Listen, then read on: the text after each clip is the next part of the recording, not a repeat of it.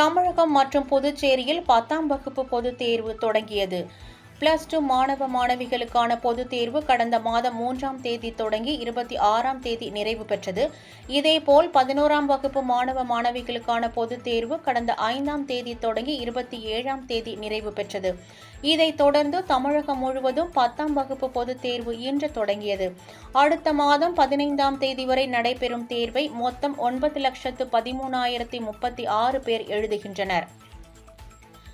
கோவையில் 175 மையங்களில் 39,433 பேர் 10ஆம் வகுப்பு பொதுத் தேர்வு எழுதுகின்றனர்.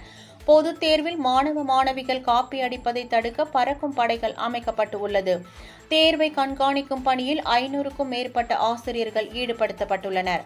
கரூரில் 10ஆம் வகுப்பு பொதுத் தேர்வை 59 தேர்வு மையங்களில் 11,487 மாணவ மாணவிகள் எழுதுகின்றனர்.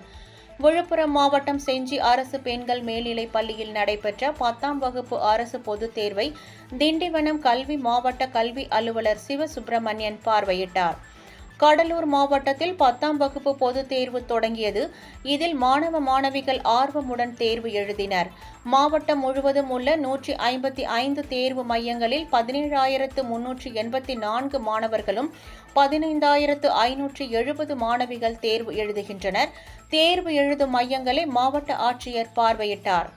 புதுச்சேரி யூனியன் பிரதேசம் மற்றும் காரைக்காலில் 26 மையங்களில் 8,632 மாணவ மாணவிகள் 10ஆம் வகுப்பு பொதுத் தேர்வு எழுதுகின்றனர். தேர்வு அறை மற்றும் தேர்வு மையத்தில் ஒழுங்கீன செயலில் ஈடுபடும் தேர்வர்கள் கண்டறியப்பட்டால் கடும் நடவடிக்கை எடுக்கப்படும் என பள்ளிக் கல்வித்துறை எச்சரித்துள்ளது.